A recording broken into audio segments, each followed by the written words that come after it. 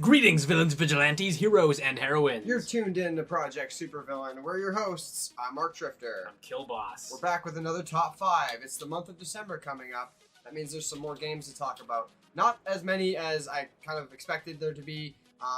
More game releases definitely on October than any other month this year.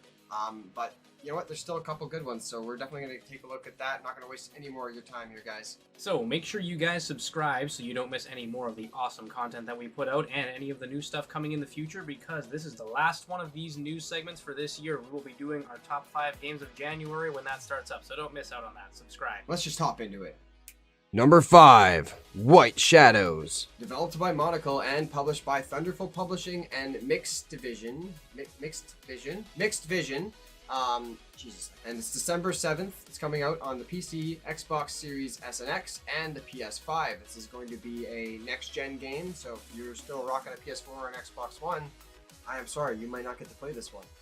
That being said, it's a game that is actually surprising to me that it's not going to be on these lower res consoles, because it doesn't seem like it's going to be too groundbreaking for visuals, but it definitely has cool visuals. Don't get me wrong, guys. It just doesn't seem like it's a crazy, like, you know, first-person shooter game, 60 FPS, kind of like needs to be, you know, high res at all times. It doesn't seem like it's that crazy, but it might get crazy. Who knows? It's not the next Crisis. That's what I'm saying. It just doesn't seem like it's that big of a deal, but I'm making a bigger deal out of it than I need to be.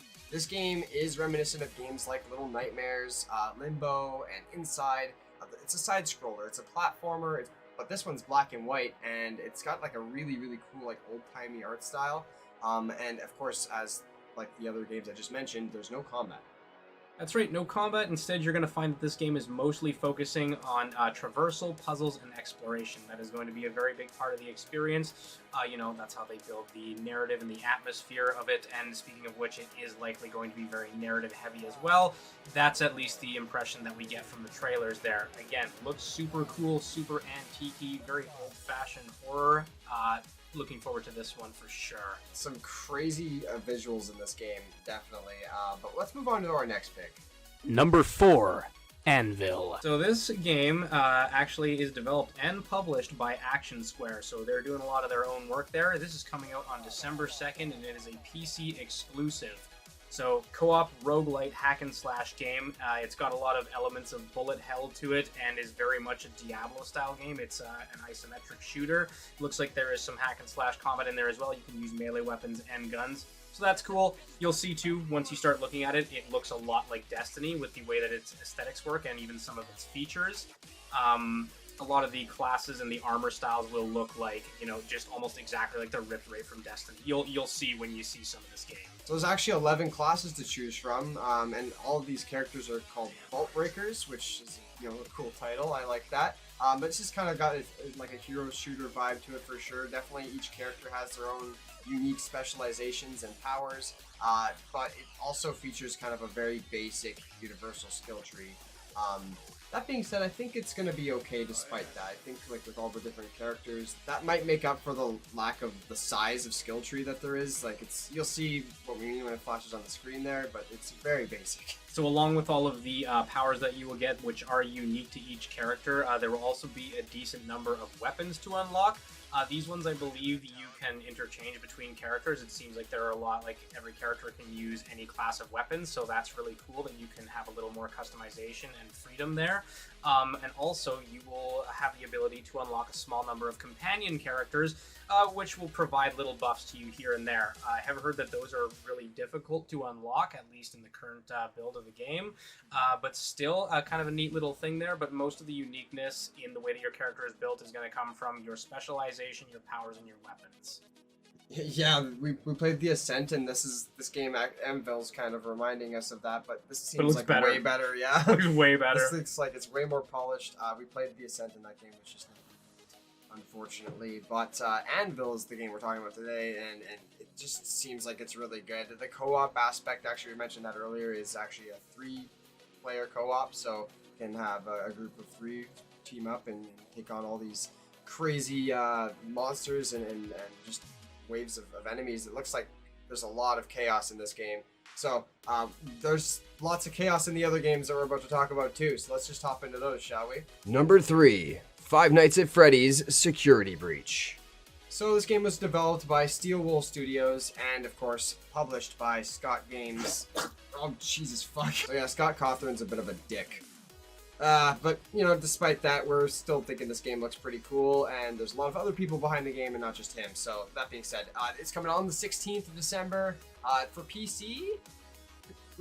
We don't know! There's supposed to be an announcement on which, platform on PC it's going to be out on, and there's nothing so far. This game is a first-person survival horror now. They've moved on from their typical style that they used to go with, the strategy style where you have to check the cameras at all times. I think that has segments in this game, but they're not like the main aspect of the game. Which it's not the whole game. I appreciate that. It definitely wasn't something I enjoyed too much. I always watched other people play this game, this series, because it's just not really for me. I like horror games, but this one's not for me. This one in particular is definitely lighting up my attention a bit more. Like, it's got some boss battles. The bosses look absolutely creepy as hell.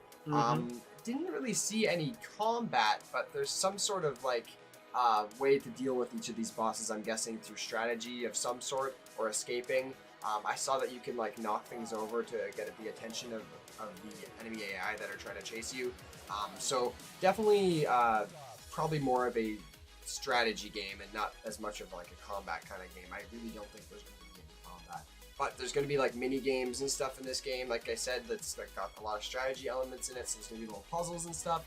And of course, crazy and disturbing visuals. That's something that's been occurring in this franchise since the beginning, so I'm not surprised to see that. I'm going to make a prediction right now, and I'm going to say they're going to pull a Metroid Dread, and the only time you're going to be able to fight anything, like if they're trying to kill you, is when you get into Freddy Fazbear's suit. Then you might be able to actually fight these things back, because you can get into his suit, and it looks like a mech. It probably only happens at certain points during the game. That'd be pretty cool. I can't see another reason for you to be wandering around in armor than to fight these things. That's a good point to bring that up, because I forgot to say that. Yeah, you get to climb in Freddy in armor and escape situations at least in that. So we got to see in the trailer. That one time.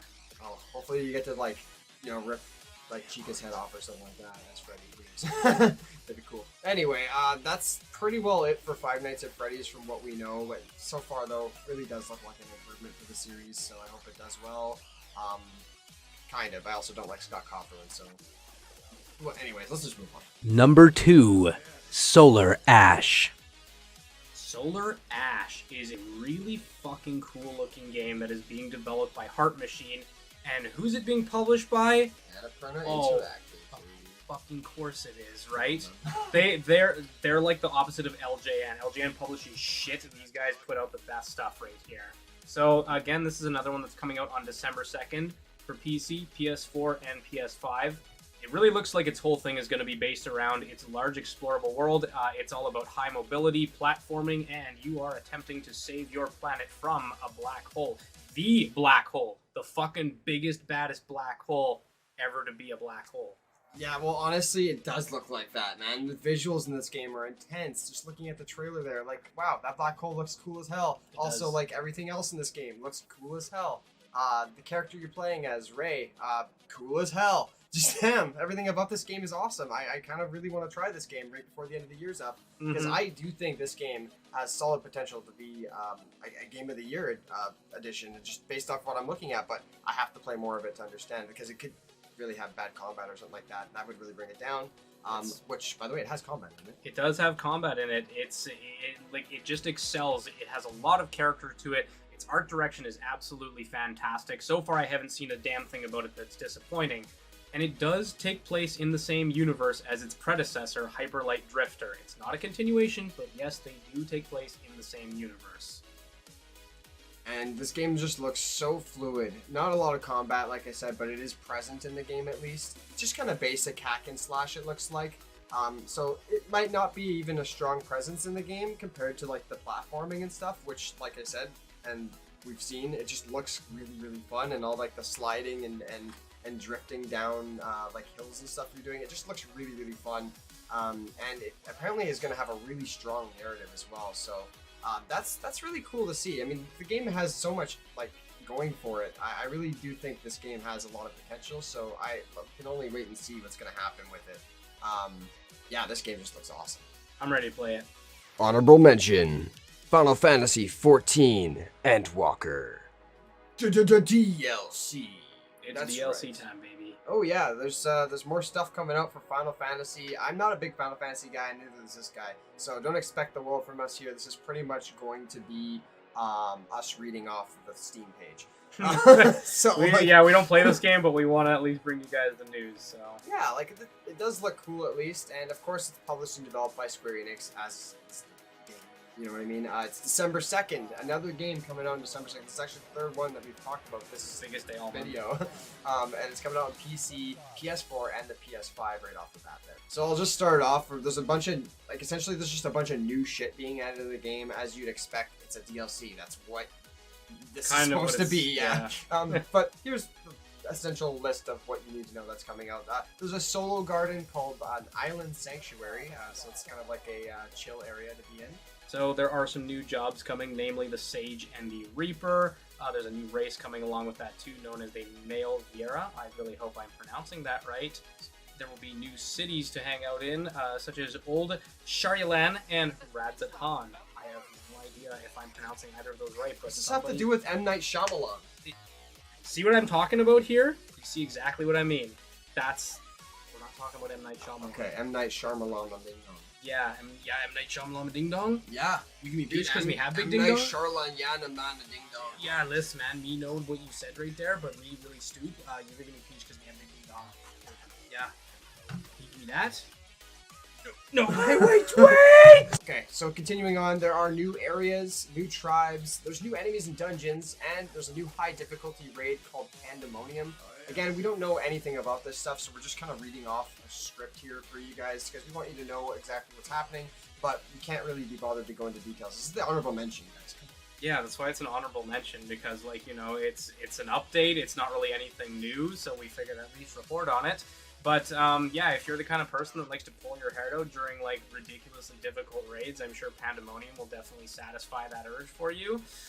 There are, what is this, a new Alliance raid series? I have no fucking idea what that is. Not a clue, but it's there. But it's there. If you like Alliance raids, there's gonna be a new series. So, yeah, all for you. And new reward system, and new residential district. I can kind of imagine what that's all about, but I don't have any details on the reward system. Go look into that yourself. And also, there's a new small-scale PvP mode. I know a little bit about this. It's apparently 5v5. Perfect. It's also apparently a short match, and they can be casual, ranked, or custom. That's three. That's 3 details for you. That's right. You got 3 details. Plus 2 more. That makes 5. As many players are allowed in the game, and thankfully I can count all that on one hand. And that's the end of this one. Next game. Number 1, Halo Infinite. Cortana. Give me some peach. No, I'm not giving you fucking shit! Dude, yeah, Cortana, give me peach! Just fucking hits him with a needler. Just stabs him in the head with a needle. It's just in his head. So, I mean, were there any doubts that this was going to be at the top of our list for releases? It's like definitely most people's most hyped game, but definitely also ours. It could be one of the best games of the year for all we know. I mean, it kind of seems like it. 343 Studios is behind it once again, and Microsoft is footing the bill for that one. This one's coming out on December 8th for Microsoft exclusive platforms, so that's PC, Xbox Series X, and the Xbox One S and X, actually. Correct myself there. Yeah, it's just assumed at this point, honestly. Fucking better be. So coming out on the One and the X, then it's coming out on the S in there. If it didn't, that'd be fucking weird. The 8th. That's December right. 8th, that's right. Already the multiplayer's out, though. That is free, and it is quite excellent so far. So this Halo, yeah, I mean, like, for real, we've been playing a little bit of that, and it is really bringing back some good memories there. We'll get into how that feels, though, in a little bit. Right now, for the things that are different about this, it looks like it's going to be going with the open world concept for this one. It'll be subverting the traditional Halo experience in a sense, but at the same time, it feels like it's bringing it back that way. It looks absolutely fantastic. That delay that they did was definitely worth it. Worth the wait. Absolutely, and you know what? It's not too often that we say that, I guess. It seems to be all these games are delaying their games, and then they come out after 3 delays and they're still shit. It's a never-ending shitstorm, and Halo Infinite seems to be breaking that cycle for us, at least temporarily. I mean, alongside this game, we talked about Battlefield last month. That game came out, and it was, of course, absolutely abysmal state. For this game, not that case at all. It's actually great to play. Like we just talked about the multiplayer, absolutely so much fun. Just a real callback to classic Halo. And if you at all played classic Halo, you will like this. I guarantee you. Just try it for a bit. Honestly, so much fun. But again, the delay seems to be worth the wait. People are saying, we watched another channel named Young. Yeah, go subscribe to him. He's a fucking great news source. He says that the campaign is like great so far. Like, in the wait was definitely worth it. That's good to hear from a news source that we trust. And other people are saying the same thing. So it's bringing back the spirit of Halo in the same way the recent Doom games did for that series. And we all know how much we love Doom. Hell yeah. I mean, like, that's one of those things. If you can recapture the spirit of your older games and do it with a more modern upgrade, you know, have some more fluidity to things and a few new features, that's the way to do it right there. Change just enough, but don't change too much, kind of thing, right? And I feel like they are nailing that with Halo so far. There are a few concerns I have to bring up, like some of the things over the monetization and progression. That's not looking so hot right there. And honestly, guys, I don't want to hear the it's free arguments. Charging $20 for a digital skin is fucking ridiculous, and making it almost impossible to game through gameplay is even more fucking ridiculous. Yeah. Stop defending that kind of shit, or you'll keep getting shit products, okay? Those are like the few of my concerns, though. It's literally with the monetization and the progression of the multiplayer, because you literally you don't get anything new in the multiplayer if you don't buy the battle passes. You don't unlock anything. That's right. And even if you have, I haven't unlocked shit so far, man. I have a new Spartan costume, just one of them, and I have played about 6 hours now, and I should have lots of stuff by now. You should. Even like if you look back at Halo 4, if you look back at any of the previous Halos, you've got so much options for the multiplayer to customize your Spartan. There's barely any options in this. I'm telling you, you're starting off with the same Spartan character model as everybody else, and there's like 8 different color palettes. So have fun with that. But that's something I hope that really changes in the future, because that's the only concern I have with this game so far. Otherwise, it's fucking great. Yeah, I'm sure the campaign will be free of those kinds of issues, obviously, but if they want the multiplayer to have any sense of longevity and have to stick around for it, you need to give more people, you need to give people more stuff to unlock. I'm sorry, but nobody's ever sat there and been like, oh man, there's just too much content in this game. I just don't like it. I wish there was less. Absolutely. Fuck that. Like, give us more. We know you have so many fucking armor options. We've seen them all already. Put them back in the game, or I'm gonna fucking 343 your ass. Yeah, so I'll support that financially when it decides to, you know, be worth supporting financially. But it is nice that it's at least free to play. So, you know, if you just want to play the game, there you go. Have fun with that. But, I mean, that's really all we have to say. How much more do you need to say about one of the most popular FPS series of all time? Do you want to hear us talk about Endwalker again? Yeah, well, let's talk about that. We know all about Endwalker. Yeah, so in Endwalker, there's a thing that walk you do. to the end. Yeah, so once you get to the end, and then a thing happens, and fantasy is final. You splurge. Anyway, that's the end of the video. Make sure you are subscribed to the channel. We said that before. You don't want to miss the next time we do one of these videos. And you don't want to miss the Gamma Show at the end of the year. That is our gaming and music awards show. We celebrate the best games of the year, and we celebrate the best EDM of the year as well. And we just throw it all into one video. It's like an hour freaking long. It takes a lot of fucking effort, and it's usually worth it because it's just a great, fun thing that we like to do each year. And we hope that you guys will want to take part in that by coming and checking it out, or just following us on social media. We're going to be doing voting and stuff soon for some of the awards that we're doing. Some of them are crowd-based, but mostly we are biased as hell when we do all the awards ourselves. But that being said, it's still a good time, and we hope you guys will want to come by.